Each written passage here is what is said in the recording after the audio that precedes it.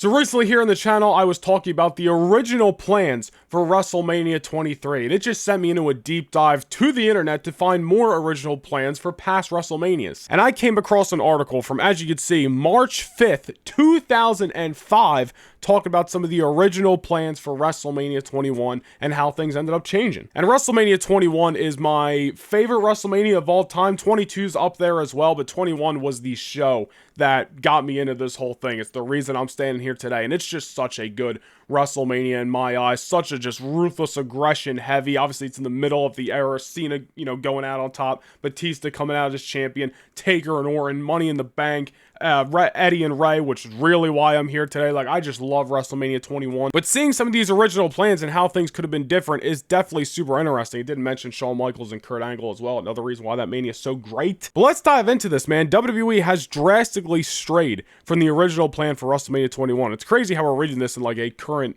2005 sense. It is like, in this case, it's not going back in the day. It's like, yo, this was literally written in 2005. But as you can see, it says WWE was planning for months to have the first Triple H versus Randy Orton rematch at WrestleMania 21. WWE booked the entire stipulation regarding Orton not being able to wrestle Triple H for the World Championship, again to set up his Royal Rumble win, thus getting him a shot at Triple H at Mania. Let's finish this and then I'll talk about it all. Of course, Orton's popularity soon sunk while Batista's rose. WWE made the decision to put Batista in the main event and have Orton and Triple H match at the Royal Rumble. That is super interesting. So, of course, you remember Randy Orton wins the World Championship SummerSlam 2004, loses it a month after at Unforgiven to Triple H, and Triple H wins the World Championship. And that feud continued to go on. Orton led a team against Evolution at Survivor Series, and as you could say, they ended up fighting at the Royal Rumble. But again, the original plans were for the match to happen in the main event of WrestleMania 21. And talking about the popularity of Randy Orton, yeah, it was nowhere near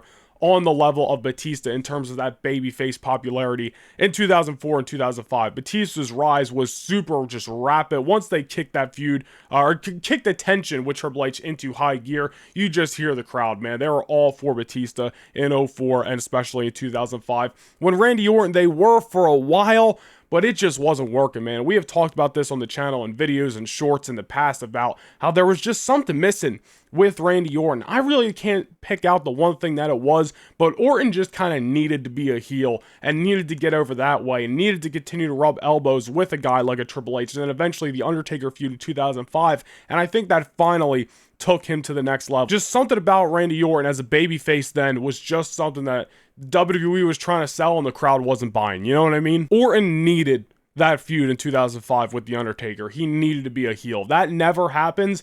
I don't know how seriously the crowd continues to take Randy Orton in years to come. It's the same how I feel about Austin Theory nowadays. Austin Theory is a guy I see more of a young Randy Orton in opposed to a John Cena, who's been compared to so much. And I hate to sound like a broken record because I've said this in the past as well. Austin Theory is a guy with all the tools, obviously a great look, and has beaten and feuded with some of the best. John Cena, Rey Mysterio, Edge, Seth Rollins, Bobby Lashley, whoever else. But ever since he lost that US title, things really haven't been the same for Austin Theory. And he's still on SmackDown, teaming up with Grayson Waller, doing this, doing that. But he's not the same Theory from a year ago. And I think it's a lot to do with the crowd just not caring about Austin Theory. I know this isn't about WrestleMania 21, but I'm going to loop it back around. And to me, Austin Theory's in the same boat in 2024 that Randy Orton was in 2004 and 2005.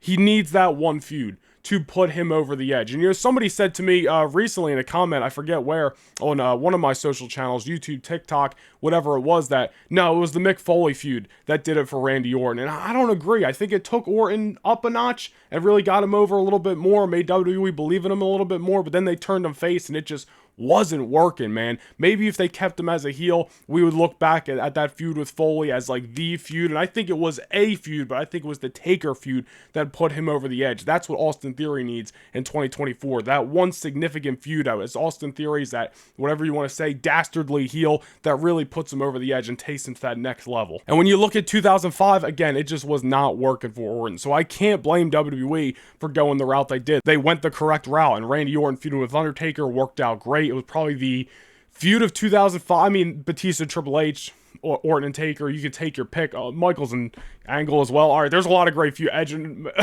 Edge and Matt Hardy, Eddie and Ray. So you know what? Let me take that back. There's a lot of great feuds in 2005, but Orton and Taker was one of them. And that doesn't happen if Orton fights Triple H, I assume. So WWE made the obvious correct decision there, and Batista was just red hot at the time, man. So Batista going to WrestleMania 21 and winning the World Championship was absolutely the way to go. But seeing Orton win that Royal Rumble matchup would have been pretty interesting. But what else do we have in the original WrestleMania 21 plans? It says here also, for much of last year, the thinking was the top SmackDown match for WrestleMania 21 would be Kurt Angle versus The Undertaker. The two pushed heavily for the match. However, Vince opted to keep the WWE title on JBL and push John Cena as SmackDown's new top act, since Angle has ongoing neck problems and The Undertaker is now only a part-time performer.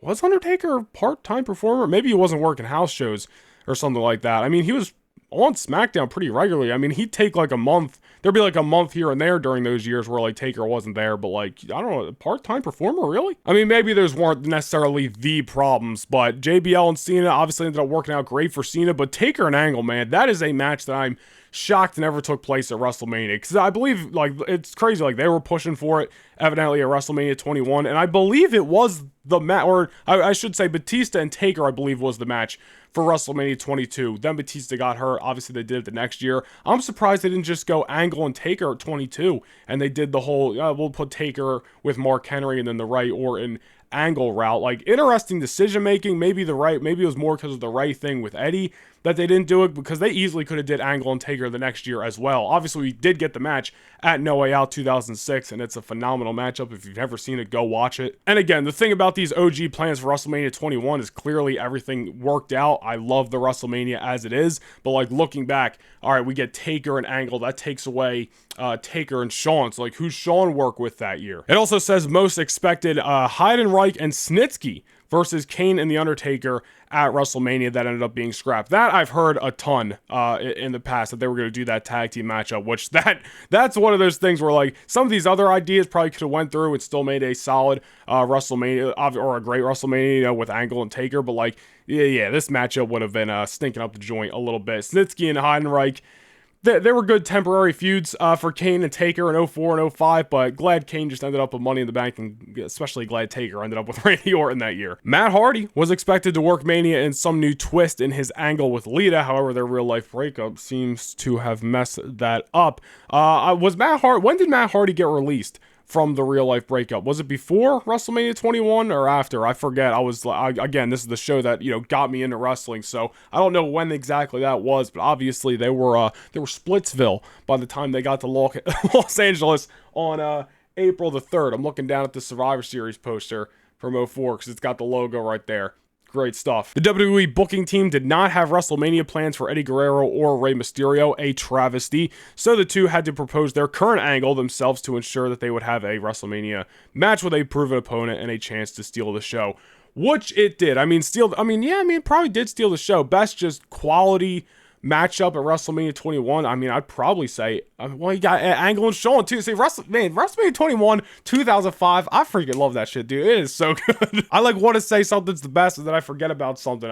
Constantly. WWE's WrestleMania booking clearly shows which guys are at the top of their priority list, that being Triple H, Batista, Cena, Angle, Shawn, Taker, Orton, and JBL, which are all guys who ended up working with each other at WrestleMania 21. Ending out the article, it says The Big Show, who will face Aki Bono, not something that we necessarily look back at with rose-colored glasses at WrestleMania 21, but something that happened nonetheless at WrestleMania.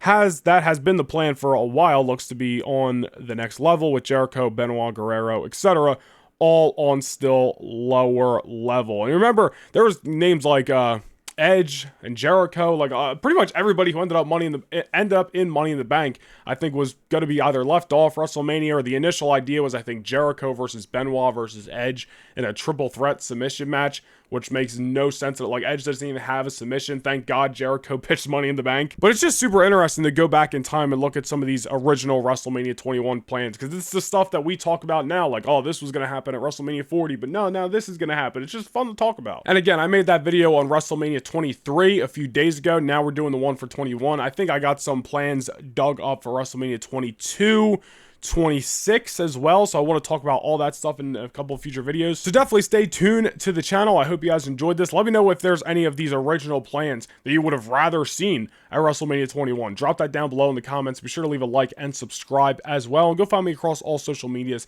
at Noah Nation Vlogs. I'll see you guys in the next video. Peace.